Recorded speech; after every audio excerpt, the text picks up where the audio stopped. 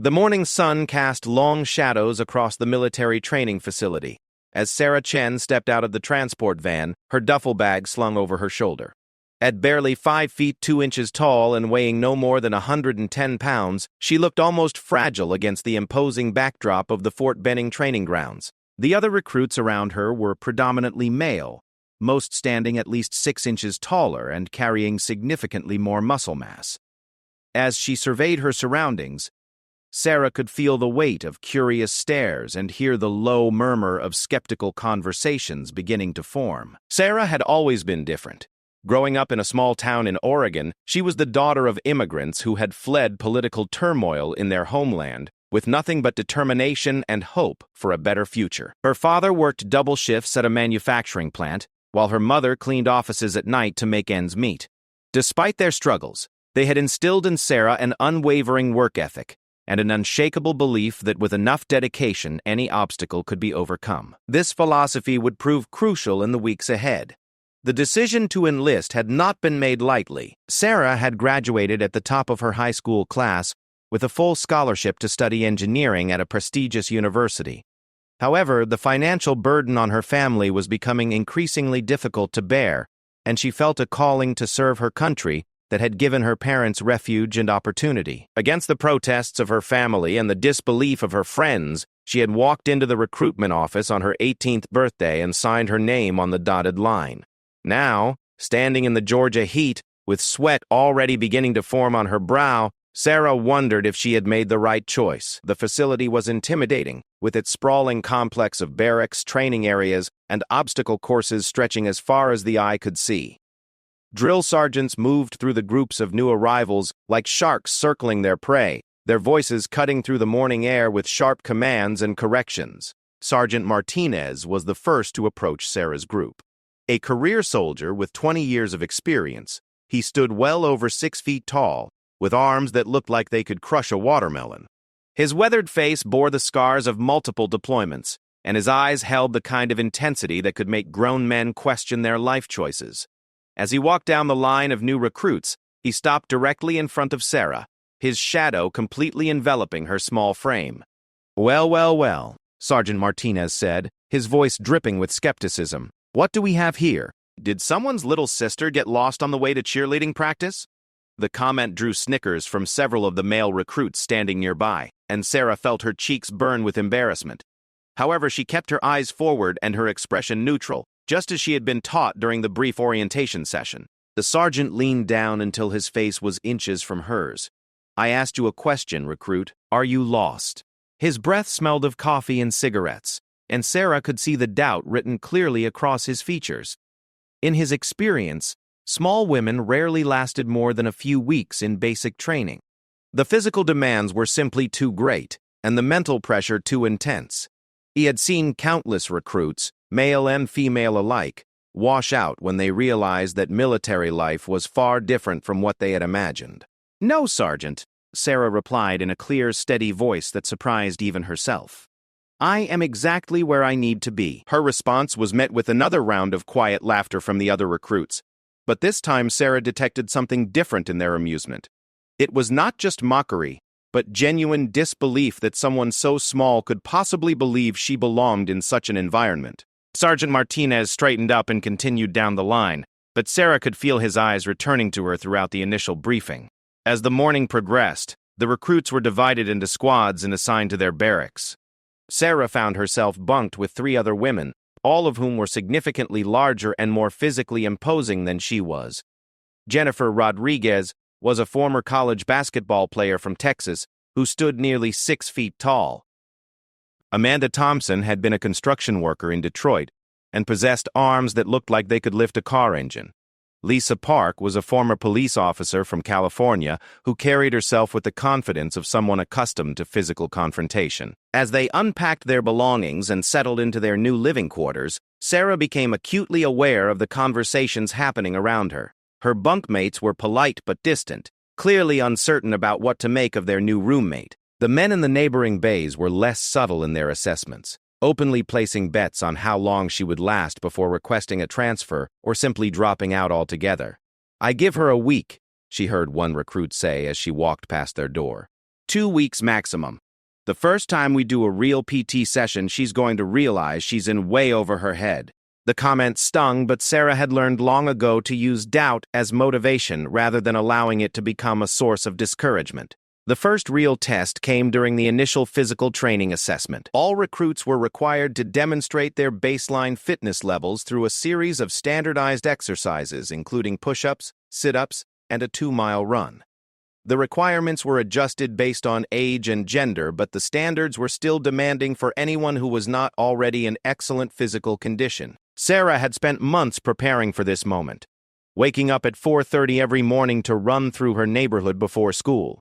She had converted her family's garage into a makeshift gym, using concrete blocks and old tires to create weights and training equipment. Her preparation was meticulous and thorough, but she knew that training alone in her garage was very different from performing under the watchful eyes of drill sergeants and fellow recruits. As the recruits lined up for push-ups, Sarah could feel the weight of expectations settling on her shoulders. The male recruits were required to complete at least 13 push-ups to pass the minimum standard, while females needed to complete at least 3. Sarah had been regularly doing sets of 50 during her home training, but the pressure of the moment made everything feel more difficult. "Begin!" shouted Sergeant Martinez, and Sarah dropped into position. Her form was perfect, her back straight, her movements controlled and precise. As she began counting off her repetitions, she could hear the surprised murmurs of the other recruits. By the time she reached 20, the area around her had grown noticeably quieter. At 30, even the drill sergeants had stopped their conversations to watch. When she finally stopped at 47, the silence was complete. The sit-up portion yielded similar results. While the minimum requirement was 17 for women, Sarah completed 62 without showing significant signs of strain. Her breathing was controlled, her technique flawless, and her determination unwavering. The other recruits watched in growing amazement as this tiny woman consistently outperformed many of the men in their group. The 2-mile run was where Sarah truly distinguished herself. The course wound through the base, incorporating both flat stretches and challenging hills. The female passing time was just over 20 minutes, while men needed to complete the distance in under 18 minutes. Sarah had been a member of her high school cross-country team and had maintained her cardiovascular fitness through her months of preparation. As the group set out, Sarah positioned herself near the middle of the pack, not wanting to appear overly aggressive, but also determined not to fall behind. The pace started conservatively, but as the miles progressed, the group began to spread out. Larger, more muscular recruits, who had looked so imposing during strength exercises, began to struggle with the sustained cardiovascular demand. Meanwhile, Sarah's breathing remained steady and her stride consistent. With half a mile remaining, Sarah found herself among the lead group of runners. Several male recruits who had been dismissive of her earlier were now struggling to match her pace. As they approached the final quarter mile, Sarah made her move. Her months of hill training in Oregon had prepared her for exactly this type of sustained effort, and she pulled away from the pack with a finishing kick that left even the drill sergeants impressed. When she crossed the finish line in 16 minutes and 43 seconds, beating the male standard by over a minute, the training area erupted in a mixture of cheers and stunned silence. Sarah had not just passed her physical requirements, she had exceeded the standard set for male recruits while weighing nearly 50 pounds less than most of them. Sergeant Martinez approached her as she walked through her cool-down routine, his expression noticeably different from their first encounter. "That was impressive, Chen," he said, his voice carrying a note of genuine respect. "But this is just the beginning. Physical fitness is important, but it's not everything. We'll see how you handle the real challenges ahead." As the day ended and the recruits returned to their barracks, the atmosphere around Sarah had shifted dramatically. The open mockery had been replaced by curious interest, and several recruits who had been openly dismissive now approached her with questions about her training routine. However, Sarah was wise enough to recognize that earning respect through one strong performance was very different from maintaining it throughout the grueling weeks ahead. That evening, as she lay in her bunk reviewing the day's events, Sarah reflected on her father's words from their last conversation before she left home. "In life," he had told her in his accented English, "people will always underestimate you because of how you look. But your strength doesn't come from your size. It comes from your heart, your mind, and your willingness to never give up. Show them who you really are, little by little, and they will learn to respect you. The words had seemed simple at the time, but now Sarah began to understand their deeper meaning. The physical training assessment had been just the first step in a long journey. Over the coming weeks, she would face challenges that would test not just her physical capabilities, but her mental toughness, her technical skills, and her ability to work as part of a team. The laughter and doubt she had encountered on her first day were just the beginning of the obstacles she would need to overcome. As sleep began to take hold, Sarah thought about the weapons training that was scheduled to begin in the coming days. She had never held a real firearm before enlisting, and she knew that this would be an area where her small stature might actually work against her.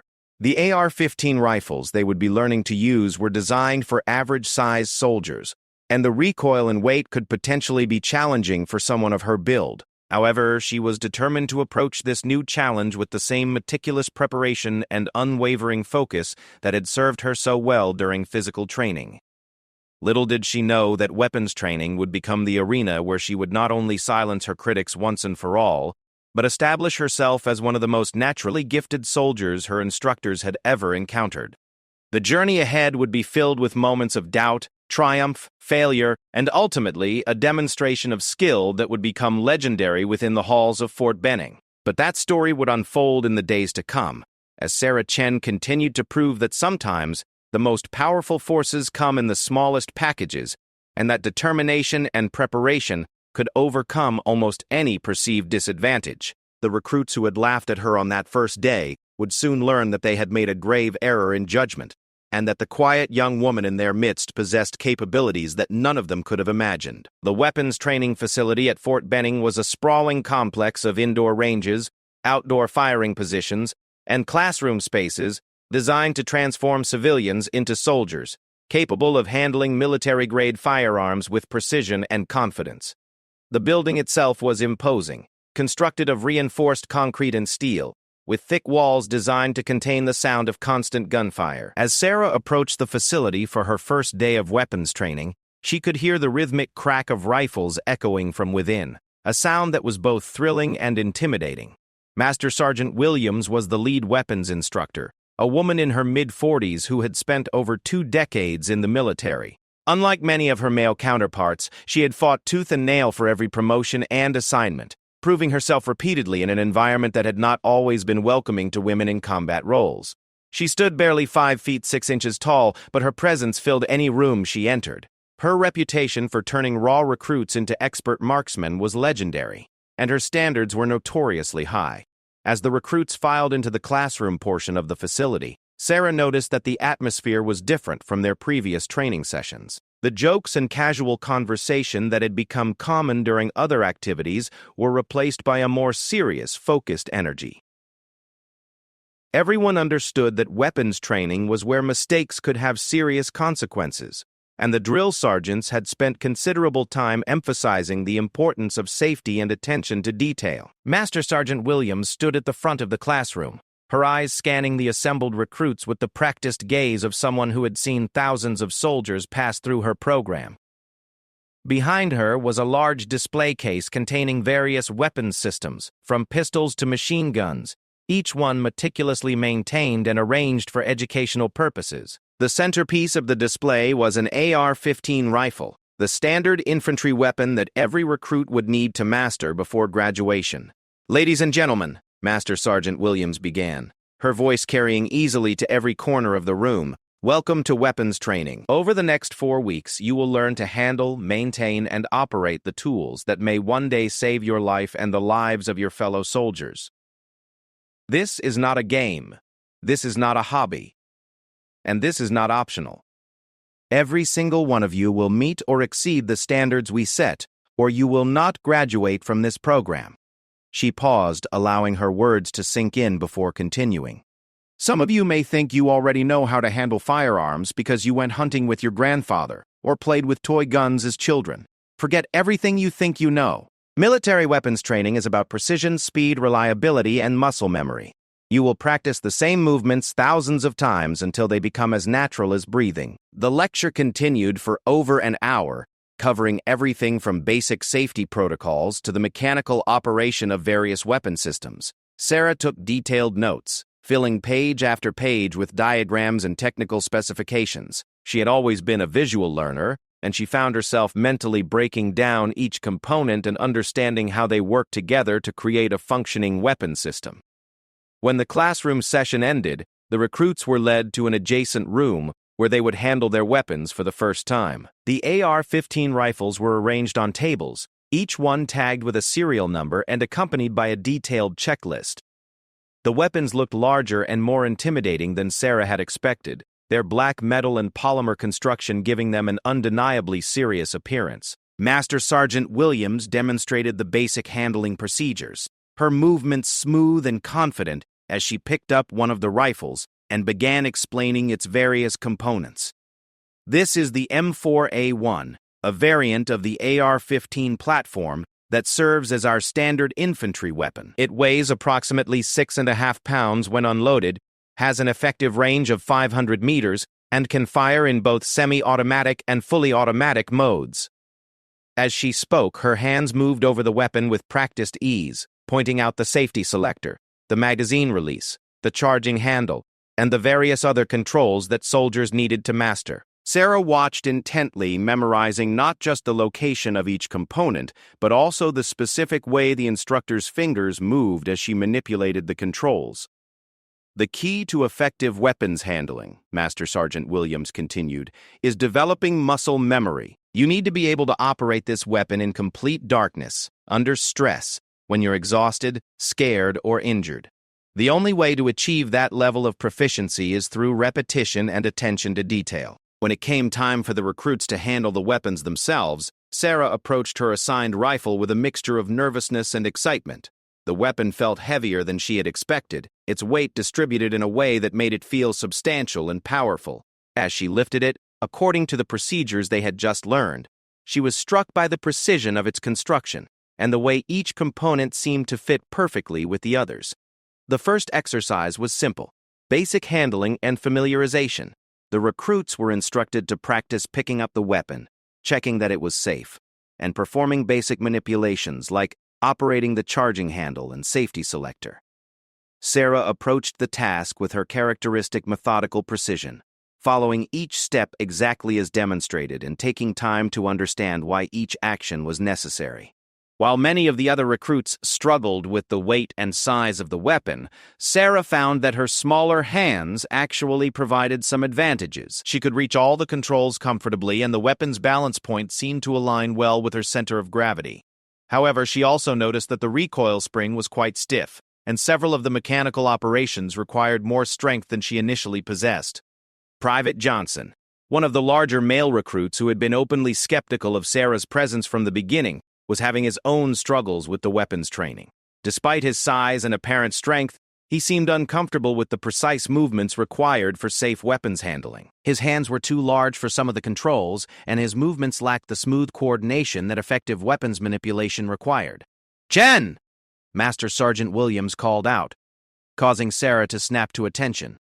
"You're being too tentative with that charging handle. This isn't a delicate flower that's going to break if you touch it. It's a military weapon designed to function under harsh conditions. Give it the firm, positive manipulation it requires." Sarah adjusted her technique, applying more force to the charging handle and feeling it operate more smoothly under the increased pressure. She quickly realized that many aspects of weapons handling required a balance between finesse and assertiveness, and that her natural tendency toward gentle, careful movements needed to be modified for military applications. As the training session progressed, the recruits were introduced to more complex procedures, including loading and unloading magazines, performing safety checks, and conducting basic field stripping for cleaning and maintenance. This latter skill was considered one of the most important fundamentals of weapons training, as soldiers needed to be able to disassemble and reassemble their weapons quickly and efficiently in field conditions. Field stripping the AR-15 involved removing several key components in a specific sequence, cleaning each part thoroughly, and then reassembling the weapon in reverse order. The process required both technical knowledge and manual dexterity, as some of the components were small and easily lost, while others required precise alignment to function properly. Master Sergeant Williams demonstrated the field stripping procedure several times, her movements becoming faster and more fluid with each repetition. A competent soldier should be able to field strip and reassemble this weapon in under 2 minutes, she explained. An expert can do it in under 1 minute. The record at this facility is 38 seconds, set by a Ranger instructor 3 years ago. As the recruits began practicing the disassembly procedure, Sarah approached it with the same systematic methodology that had served her well in other areas of training. She mentally cataloged each step, understanding not just what to do, but why each action was necessary. Her engineering background proved invaluable as she quickly grasped the mechanical relationships between components and how they worked together to create a functioning system. The first attempt took her nearly 10 minutes, but Sarah wasn't discouraged. She understood that skill development was a process, and that speed would come naturally as her familiarity with the weapon increased. She watched carefully as Master Sergeant Williams moved between recruits, offering corrections and guidance, and she incorporated each piece of feedback into her next attempt. By the end of the first week of weapons training, clear patterns had begun to emerge among the recruits. Some, particularly those with prior firearms experience, adapted quickly to the military methods and standards. Others struggled with the precise movements and safety requirements, finding the transition from civilian to military mindset more challenging than expected. Sarah fell into a third category entirely. While she had no prior firearms experience to build upon, her analytical approach and relentless attention to detail were producing remarkable results. Her field stripping times had dropped to under 3 minutes, and her weapons handling was becoming noticeably smoother and more confident with each practice session. More importantly, Sarah was beginning to develop an intuitive understanding of how the weapon functioned. She could feel when something wasn't quite right during assembly, and she was often able to diagnose and correct problems that other recruits missed entirely. Master Sergeant Williams had begun to take notice of her progress, occasionally using Sarah's technique as an example for other struggling recruits. Private Rodriguez, Sarah's bunkmate who had been initially skeptical, approached her one evening after a particularly challenging training session. "Hey, Chen," she said, her voice carrying a note of genuine curiosity. "I've been watching you during weapons training, and you seem to have a real knack for this stuff. Have you ever handled guns before?" Sarah shook her head. "Never touched one before coming here. But I guess it's just like any other mechanical system. You learn how the pieces fit together, understand what each component does, and practice until the movements become automatic." She paused, then added, "My father always told me that any machine made by humans can be understood by humans. You just have to be willing to put in the time and effort to really learn it." Rodriguez nodded thoughtfully. "That makes sense, I suppose. I grew up around firearms, but I was always more focused on shooting than understanding how they worked. Maybe I should start thinking about it more like you do." The conversation represented a significant shift in how Sarah's fellow recruits viewed her. The initial skepticism based on her size and appearance was being replaced by genuine respect for her capabilities and approach to learning. However, Sarah understood that respect earned through consistent performance was far more valuable than respect given out of pity or political correctness. As the second week of weapons training began, the focus shifted from basic handling to marksmanship and combat applications. The recruits would begin live fire exercises, learning to shoot accurately under various conditions and from different positions.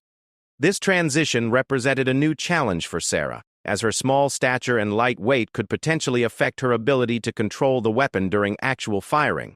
The night before their first live fire exercise, Sarah lay in her bunk thinking about the journey that had brought her to this point.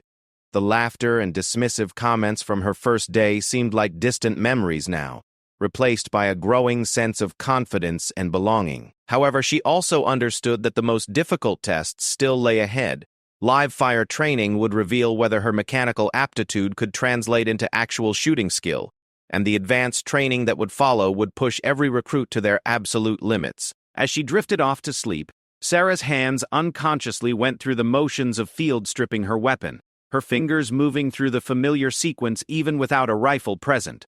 The muscle memory was beginning to develop, just as Master Sergeant Williams had promised, and Sarah could feel herself becoming something she had never imagined possible, a a soldier. The transformation was far from complete, but the foundation was being laid for something extraordinary. In the days to come, Sarah would discover that her unique combination of analytical thinking, meticulous preparation, and unwavering determination would not only allow her to succeed in weapons training, but would set her apart as one of the most naturally gifted soldiers her instructors had ever encountered. The real test, however, was still to come. The indoor firing range at Fort Benning was a temple to precision and discipline.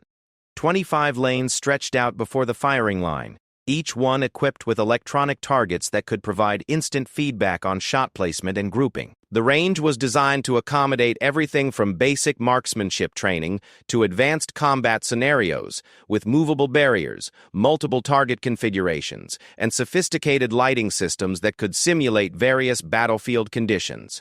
As Sarah entered the range for her first live fire exercise, she was immediately struck by the serious atmosphere that permeated the space. The casual conversation and nervous energy that had characterized earlier training sessions were completely absent, replaced by focused concentration and careful attention to safety protocols. Range safety officers moved silently between the lanes, their eyes constantly scanning for any sign of unsafe behavior or procedural violations. Master Sergeant Williams stood at the center of the firing line, her voice carrying clearly over the range's public address system as she reviewed the safety procedures that every recruit had spent hours memorizing. "The range is now hot," she announced, the words carrying a weight that sent a shiver down Sarah's spine. "All weapons will be pointed downrange at all times. Any recruit who violates basic safety protocols will be immediately removed from training and face disciplinary action." Sarah had been assigned to Lane 15, positioned between Private Johnson and Private Martinez, two of the larger male recruits who had been among her most vocal critics during the early days of training. As she approached her firing position, she could feel their eyes on her, watching for any sign of hesitation or uncertainty that would confirm their early assessments of her capabilities. The M4A1 rifle felt familiar in her hands now, the weight and balance no longer foreign after 2 weeks of intensive handling practice. However, Sarah understood that shooting accurately was an entirely different skill from simply manipulating the weapon's controls. She had spent hours studying marksmanship theory and technique, but practical application, under range conditions, would be the true test of her abilities. The first exercise was conducted at 25 meters, with each recruit firing 10 rounds from a supported prone position. This was considered the most basic shooting position, designed to provide maximum stability and allow shooters to focus on fundamental marksmanship techniques without the additional challenge of maintaining an unsupported firing stance. Sarah carefully established her prone position, according to the procedures she had studied, ensuring that her body was properly aligned behind the weapon and that her support was consistent and repeatable. She had learned that marksmanship was as much about building a stable shooting platform as it was about pulling the trigger, and she took extra time to ensure that her position was perfect before loading her first magazine. The rifle's iron sights were simple but effective, consisting of a front sight post and a rear aperture sight that could be adjusted for both windage and elevation. Sarah had spent considerable time during dry fire practice learning to achieve a consistent sight picture, understanding that the relationship between the front sight, rear sight, and target needed to be exactly the same for every shot if she hoped to achieve accurate results. As she prepared to fire her first live round, Sarah was surprised by how different the rifle felt with a loaded magazine inserted. The weight distribution changed subtly, and she could sense the potential energy contained within the cartridges waiting in the magazine. Well, the safety was still engaged, but she could feel her heart rate beginning to increase as the moment of truth approached. "Shooters, you may engage your targets," came the command from Master Sergeant Williams, and Sarah carefully disengaged her safety and began to settle into her final aiming position. Through her iron sights, she could see the black silhouette target downrange, its scoring rings clearly visible against the white background. She took a deep breath, released half of it, and began to apply steady pressure to the trigger, just as she had been taught. The rifle's report was louder than she had expected, despite her hearing protection, and the recoil surprised her with its sharpness. The muzzle flash was brief but intense, and for a moment, Sarah lost track of her sight picture as the weapon moved under recoil. However, she quickly reacquired her target and prepared for her second shot, making minor adjustments to her position to improve her stability. By her fifth shot, Sarah had begun to settle into a rhythm.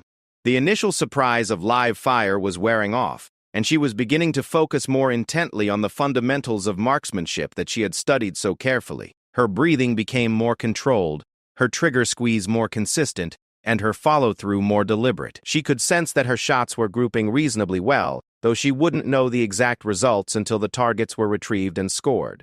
The remaining 5 shots felt increasingly natural, and Sarah found herself entering a state of focused concentration that blocked out everything except the relationship between her sights and the target. The noise of other rifles firing around her faded into background, and even her awareness of being observed by instructors and fellow recruits disappeared.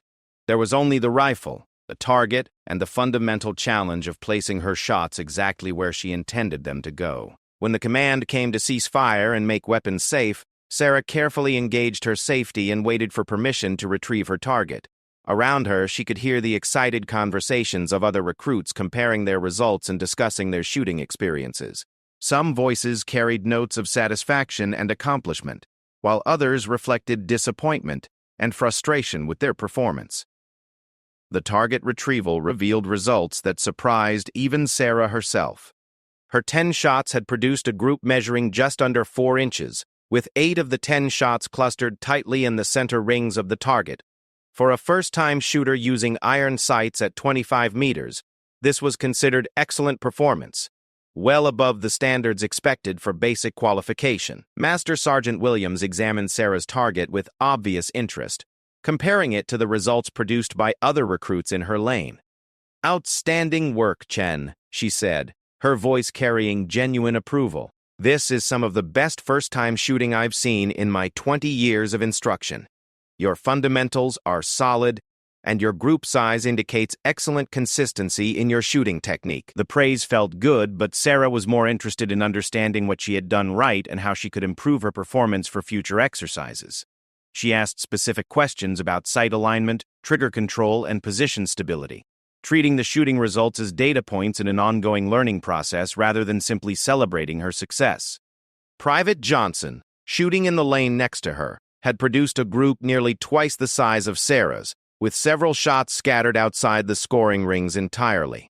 His target reflected the struggles that many larger recruits were experiencing as they tried to adapt their size and strength to the precise requirements of accurate marksmanship. "How the hell did you do that?" he asked Sarah, his earlier mockery replaced by genuine curiosity and a hint of frustration. Sarah showed him her shooting notes where she had documented each shot and the conditions under which it was fired. She explained her systematic approach to position building and sight alignment, sharing the techniques that had worked for her without any sense of superiority or condescension. Her willingness to help other recruits improve their performance was noted by the instructors and began to establish her as a natural leader within the training group. As the weeks of live fire training progressed, the exercises became increasingly complex and challenging.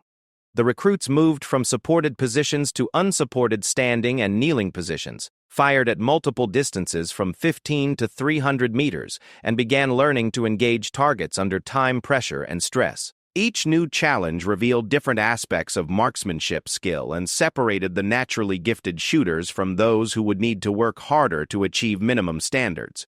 Sarah's performance remained consistently excellent across all shooting positions and distances. Her small size, which had initially been seen as a disadvantage, actually provided several benefits for marksmanship applications. Her lower center of gravity made unsupported positions more stable. Her lighter weight reduced muscle fatigue during extended shooting sessions, and her smaller hands provided excellent contact with the rifle's controls and surfaces. More importantly, Sarah's analytical approach to shooting was allowing her to identify and correct problems quickly and efficiently. When her groups began to shift due to changing wind conditions, she made appropriate sight adjustments. When her performance degraded due to fatigue, she modified her shooting rhythm to maintain consistency. She treated each shooting session as an experiment in precision, constantly gathering data and refining her technique based on observed results. The culmination of basic marksmanship training was the Army's standard rifle qualification course, a demanding test that required shooters to engage targets at various distances and from multiple positions under strict time limits. The qualification was scored on a point system, with marksman being the basic passing grade, sharpshooter representing above-average performance, and expert indicating truly exceptional marksmanship ability. Sarah approached the qualification shoot with her characteristic thorough preparation. She had practiced every position and distance combination repeatedly, memorized the time limits for each stage, and developed detailed plans for target engagement that would maximize her scoring potential. Her preparation was so complete that she felt confident in her ability to achieve at least the sharpshooter level, though the expert qualification remained a challenging goal. The qualification course began with 20 shots from the prone-supported position at 300 meters, considered the most technically demanding portion of the test. Sarah's performance was flawless, with 19 of her 20 shots scoring in the highest point value rings and only one shot dropping to a lower scoring area due to a momentary wind shift that she failed to compensate for quickly enough. The remaining stages of the qualification proceeded smoothly, with Sarah's consistent technique and careful preparation paying dividends throughout the course. Her unsupported positions were stable, her target engagement was systematic and efficient, and her time management allowed her to fire deliberate, well-aimed shots rather than rushing through the course under pressure. When the final scores were calculated, Sarah had achieved expert qualification with a score that placed her in the top 5% of all recruits who had taken the test that year. Her performance was particularly remarkable, given her complete lack of firearms experience prior to military training, and it established her as one of the most naturally gifted marksmen in her training cycle. However, marksmanship was only one component of weapons training, and Sarah understood that her education was far from complete. The advanced phases of training would introduce combat applications, stress shooting, night firing, and the demanding technical skills that separated competent soldiers from truly exceptional ones. The foundation had been laid, but the most challenging tests still lay ahead. As she cleaned her rifle after the qualification shoot, Sarah reflected on how much had changed since her first day at Fort Benning. The laughter and skepticism that had greeted her arrival seemed like artifacts from a different lifetime, replaced by growing respect from instructors and fellow recruits alike. However, she also understood that respect earned through performance needed to be maintained through continued excellence, and that the military standards only became more demanding as training progressed. The next phase of her weapons training would focus on advanced technical skills, including detailed knowledge of weapons systems, maintenance procedures, and combat applications. It was in this arena that Sarah would discover a natural aptitude that would not only silence her remaining critics, but establish her as one of the most technically proficient soldiers her instructors had ever encountered. The stage was being set for a demonstration of skill that would become legendary within the walls of Fort Benning, though Sarah herself remained focused simply on meeting the standards expected of every soldier. The Advanced Weapons Training Facility represented the pinnacle of military firearms instruction, a place where basic competency was transformed into true expertise. Located in a separate complex from the introductory training areas, the facility housed sophisticated equipment, specialized ranges, and instructors who were considered among the finest in their field. Access to this level of training was reserved for recruits who had demonstrated exceptional performance during basic weapons instruction, and Sarah's inclusion in the advanced program represented recognition of her remarkable progress.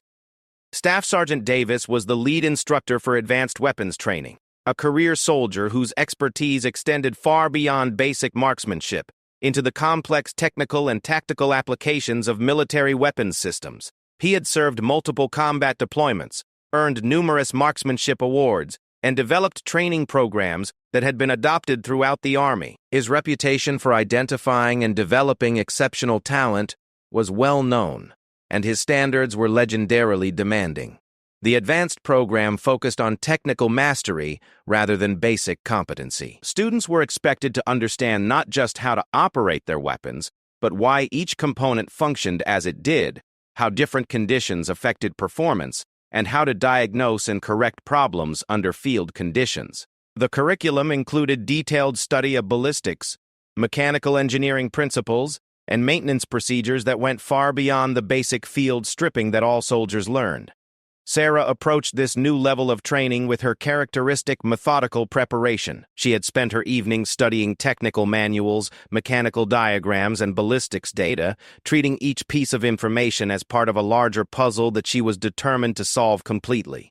Her engineering background provided an excellent foundation for understanding the complex mechanical and physical principles that governed weapons performance. The first major challenge in advanced training was detailed disassembly and reassembly of the M4A1 rifle. Unlike the basic field stripping that focused on routine cleaning and maintenance, detailed disassembly required students to completely break down the weapon into its component parts and then rebuild it to original specifications. This process involved nearly 100 individual components, many of which were small, precisely machined parts that required careful handling and exact placement.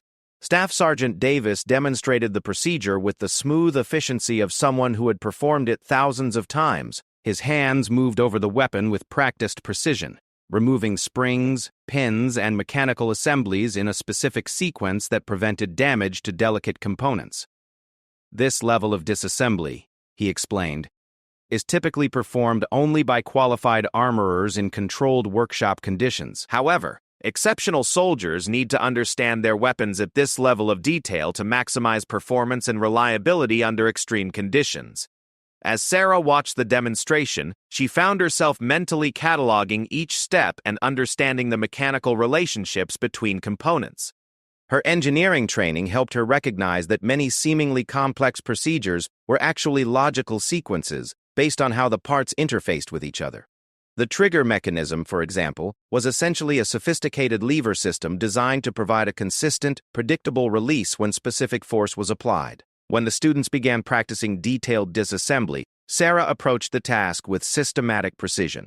She worked slowly and deliberately, ensuring that she understood not just what to do, but why each action was necessary. Her movements were careful and controlled, reflecting her understanding that rushed work could result in damaged components or improper reassembly that might affect weapon performance or safety. The process took her nearly 2 hours during her first attempt, but Sarah wasn't concerned about speed during the learning phase. She was more interested in developing a thorough understanding of how each component contributed to the weapon's overall function. She asked detailed questions about spring tensions, tolerances, and wear patterns, treating each piece as part of an engineering study rather than simply a task to be completed. As her familiarity with the detailed disassembly procedure increased, Sarah began to notice patterns and relationships that weren't immediately obvious to other students. She observed that certain components showed characteristic wear patterns that could indicate potential problems before they resulted in weapon malfunctions. She learned to recognize the subtle differences between properly adjusted mechanisms and those that might benefit from fine-tuning or replacement. More importantly, Sarah was developing an intuitive understanding of how the weapon functioned as a complete system. She could visualize the mechanical operations that occurred during firing, understanding how energy from the burning propellant was captured and used to cycle the weapon's action. This systemic understanding allowed her to diagnose problems quickly and accurately, often identifying issues that other students missed entirely. Staff Sergeant Davis took notice of Sarah's exceptional progress and began providing her with additional challenges and learning opportunities. He introduced her to advanced troubleshooting procedures, specialized tools and techniques, and theoretical concepts that were typically reserved for formal armorer training. Sarah absorbed this information eagerly, seeing each new piece of knowledge as another component in her growing understanding of weapons technology. The breakthrough moment came during a speed assembly exercise designed to test students' mechanical skills under time pressure. The challenge required complete disassembly and reassembly of an M4A1 rifle, with scoring based on both accuracy and speed. Students who could complete the task correctly in under 10 minutes received passing grades, while exceptional performance was defined as completion in under 5 minutes. Sarah had been practicing the procedure regularly, gradually reducing her completion time as her familiarity and confidence increased. Her movements had become more fluid and efficient, and she had developed techniques for organizing components that minimized handling time during reassembly. However, she had never attempted the procedure under formal test conditions with instructors and other students observing her performance. As she approached her assigned workstation for the speed test, Sarah felt a familiar combination of nervousness and excitement, The other students in her advanced training group were all exceptional performers who had demonstrated remarkable capabilities throughout their basic training. Competition among them was intense but respectful, and Sarah understood that strong performance in this exercise would further establish her credibility within this select group. The test rifle was presented to her in its basic configuration, and Sarah began her systematic approach to disassembly. Her hands moved confidently over the weapon, each motion deliberate and efficient. She had developed a mental checklist that allowed her to track her progress and ensure that no steps were skipped or performed out of sequence. As the disassembly phase progressed, Sarah fell into the focused concentration that had become her trademark during challenging tasks. The distractions of the testing environment faded away, and there was only the weapon, her hands, and the familiar sequence of operations that she had practiced hundreds of times. Her movements became increasingly smooth and automatic, reflecting the muscle memory that Staff Sergeant Davis had emphasized as crucial for advanced weapons handling. The reassembly phase began with Sarah organizing her components in the precise arrangement that she had found most efficient during practice sessions. Each part had its designated location, and the systematic approach eliminated time wasted searching for specific components. Her hands moved steadily through the reassembly sequence, each motion building upon the previous one in a carefully orchestrated procedure. As Sarah neared completion of the reassembly, she became aware that the testing area around her had grown unusually quiet. Other students had finished their own attempts and were now watching her work with obvious interest. However, she maintained her focus on the task at hand, understanding that divided attention could result in errors that would compromise both her time and accuracy. When she installed the final component and performed the required function checks, Sarah stepped back from her workstation and announced her completion to Staff Sergeant Davis. The instructor approached her rifle and began the detailed inspection that would determine whether her reassembly met the exacting standards required for a passing grade. Time was 4 minutes and 37 seconds, announced the timekeeper, causing a ripple of impressed murmurs from the other students. Sarah's completion time was not only well within the expert range, but was actually faster than many qualified armorers could achieve under test conditions. More importantly, Staff Sergeant Davis's inspection revealed that Sarah's reassembly was technically perfect. Every component was properly positioned, all adjustments were within specification, and the weapon functioned exactly as designed. Her combination of speed and accuracy represented the kind of technical mastery that the advanced training program was designed to develop. "Outstanding work, Chen," Staff Sergeant Davis said, his voice carrying genuine admiration. "That was some of the finest technical work I've seen from a student at any level. Your understanding of the weapon system is clearly exceptional, and your execution was flawless." The praise was gratifying, but Sarah was more interested in continuing to push the boundaries of her capabilities. She asked permission to attempt the exercise again, wanting to see if she could improve her time without sacrificing accuracy. Staff Sergeant Davis agreed, curious to see whether her exceptional performance could be sustained or improved. Sarah's second attempt was even more impressive than her first. Her movements had become even more fluid and efficient, and her confidence allowed her to work at a pace that bordered on the extraordinary. When she completed the reassembly phase, the timekeeper announced a completion time of 3 minutes and 58 seconds, a result that drew spontaneous applause from the other students. However, it was during her third attempt that Sarah achieved something truly remarkable. As she settled into the focused concentration that characterized her best performances, something clicked into place. Her movements became almost automatic, each motion flowing seamlessly into the next without conscious thought or hesitation. She was no longer thinking about individual steps or procedures, but simply allowing her hands to execute the sequence that had been burned into her muscle memory through countless hours of practice. The disassembly phase flowed by in a blur of precisely executed motions, and Sarah transitioned into reassembly with scarcely a pause. Her hands moved over the components with ballet-like grace, each movement economical and perfect. The weapon seemed to rebuild itself under her touch, components falling into place with mechanical precision that reflected her complete mastery of the procedure. When she stepped back from her completed rifle, the testing area was completely silent. Staff Sergeant Davis approached her workstation wearing an expression of amazement, while the timekeeper stared at his stopwatch as if unable to believe the reading displayed there. Time was 2 minutes and 14 seconds, the timekeeper finally announced, his voice barely above a whisper.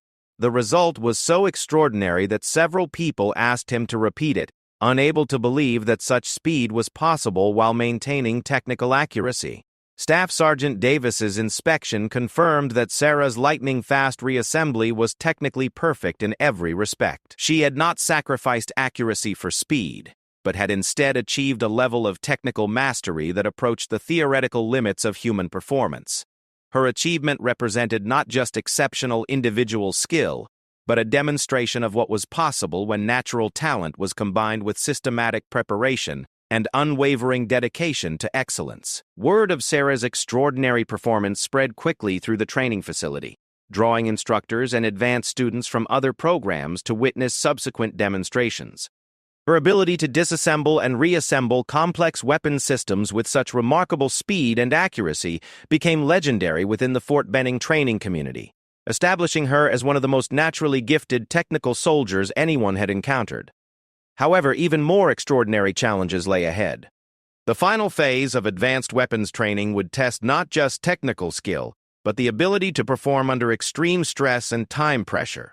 It was during these ultimate tests that Sarah would deliver the performance that would define her military career and silence forever any doubts about her capabilities as a soldier. The final week of advanced weapons training culminated in a series of comprehensive examinations designed to test every skill that students had developed throughout their intensive instruction. These tests were legendary within the military training community for their demanding nature and the exceptional level of performance they required.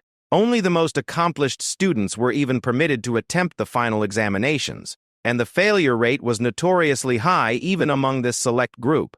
The testing facility had been configured to simulate real-world conditions that soldiers might encounter in combat situations. Lighting was reduced to minimal levels, background noise created distracting conditions, and time pressure was deliberately intense to test students' ability to perform technical tasks under stress. The examinations covered everything from advanced marksmanship to complex technical procedures, with each component weighted according to its importance in actual military applications. Sarah approached the final examinations with the same systematic preparation that had characterized her entire training experience. She had spent weeks reviewing technical procedures, practicing under simulated stress conditions, and mentally rehearsing each component of the testing process. Her preparation was so thorough that she felt confident in her ability to meet the standards, though she understood that the examinations were designed to challenge even the most accomplished students. The written portion of the examination covered theoretical knowledge of weapons systems, ballistics, and technical procedures. Sarah completed this section efficiently, her engineering background providing excellent preparation for the complex calculations and technical concepts that were tested. However, she knew that the practical examinations would provide the real measure of her capabilities under realistic conditions. The first practical examination was advanced marksmanship under stress conditions. Students were required to engage multiple targets at various distances while wearing full combat equipment and operating under severe time constraints. Background noise simulated battlefield conditions, and unexpected challenges were introduced to test adaptability and decision-making under pressure. Sarah's performance during the marksmanship examination was exceptional by any standard. Her shooting was precise and consistent despite the challenging conditions, and she adapted quickly to unexpected changes in the testing scenario. Her small size actually provided advantages in some portions of the test, allowing her to assume shooting positions and navigate obstacles more easily than larger students. However, it was the technical examination that would provide the ultimate test of Sarah's capabilities. Students were presented with a series of weapons-related problems that required both diagnostic skill and technical expertise to solve. The scenarios were designed to simulate realistic field conditions where soldiers might need to identify and correct equipment problems quickly and accurately under pressure. The examination began with relatively straightforward challenges: diagnosing common malfunctions, performing emergency repairs, and demonstrating proper maintenance procedures under time pressure. Sarah approached each task with characteristic systematic precision, working through problems methodically while maintaining awareness of the time constraints that governed the testing process. As the examination progressed, the challenges became increasingly complex and demanding.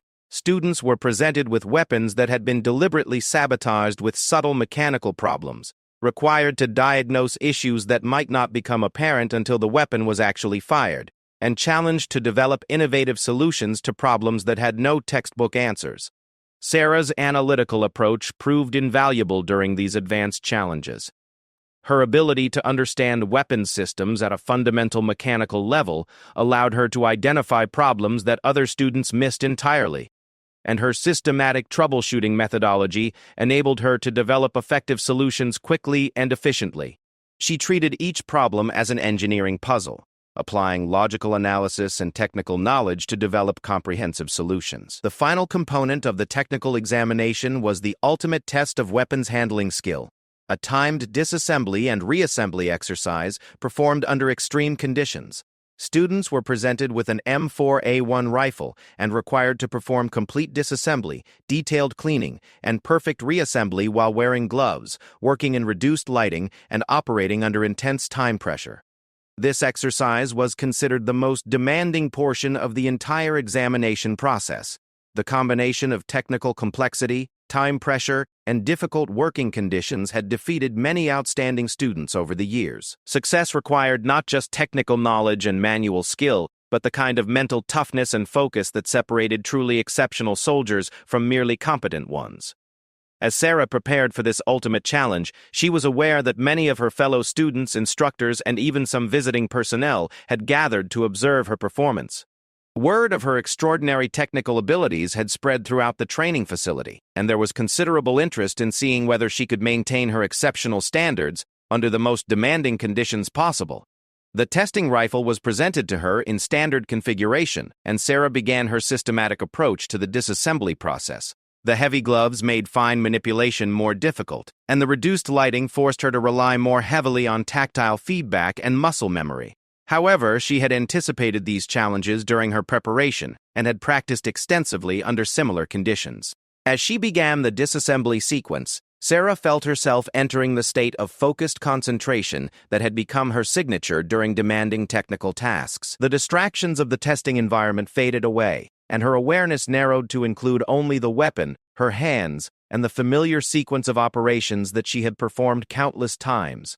Her movements were smooth and confident, despite the challenging conditions, each motion economical and precise. The gloves that had seemed so cumbersome during initial practice sessions now felt natural, and her hands moved over the weapon with practiced ease.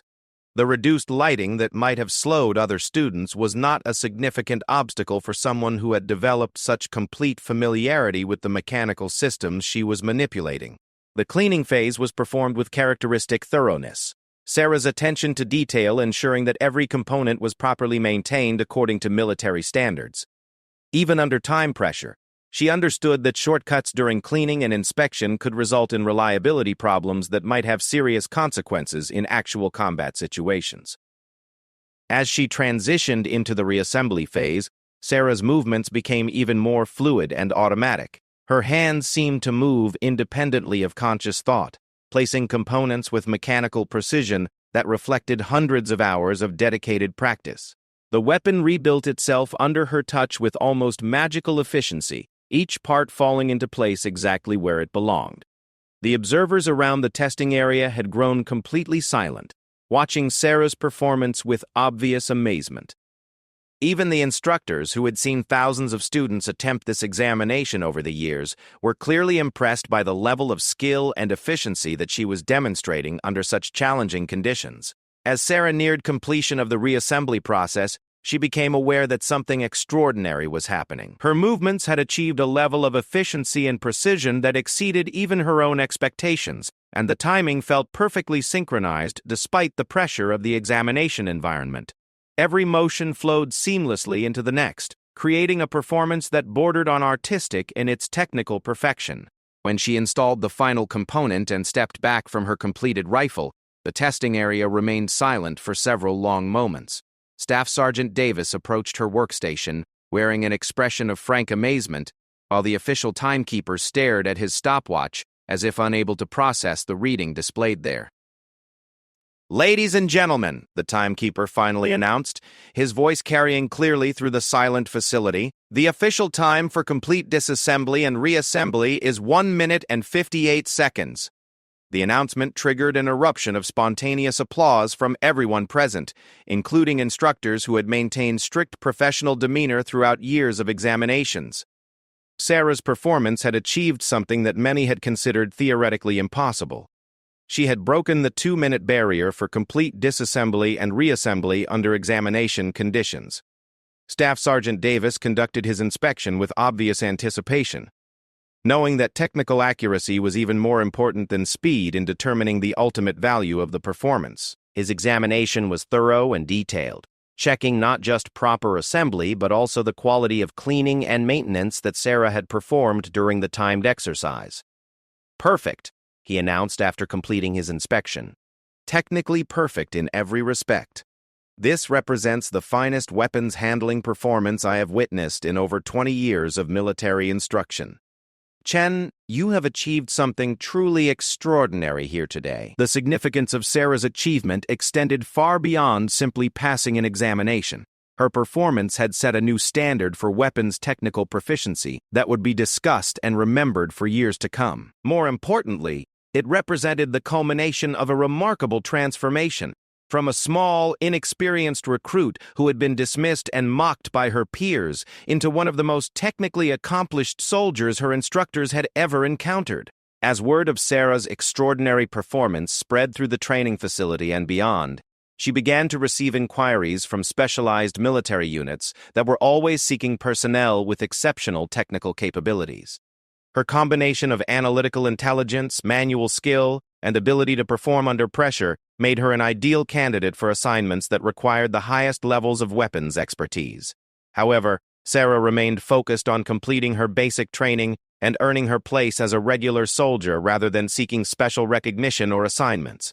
She understood that her technical achievements were meaningful only if they contributed to her effectiveness as a member of a military team, and she was determined to prove herself in all aspects of soldier development rather than relying solely on her weapons expertise. The transformation that had taken place over the course of her training was remarkable in its scope and completeness. The young woman who had been laughed at during her first day for her small size and apparent vulnerability had become one of the most accomplished students in the history of the training program. Her journey represented not just personal achievement, but proof of the military's ability to identify and develop exceptional talent, regardless of initial appearances or preconceptions. As Sarah prepared for graduation and her first assignment as a qualified soldier, she reflected on the lessons learned during her extraordinary training experience. She had discovered that determination and systematic preparation could overcome almost any perceived disadvantage, and that respect earned through consistent performance was far more valuable than respect given out of pity or political correctness.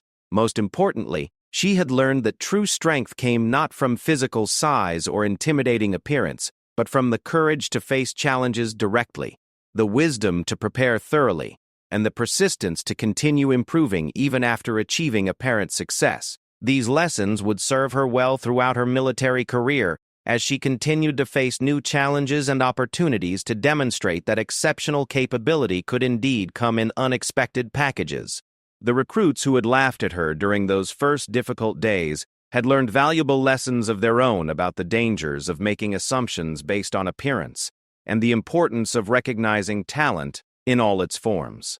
Sarah's extraordinary journey had changed not just her own life, but the perspectives of everyone who had witnessed her remarkable transformation, from dismissed recruit to legendary performer.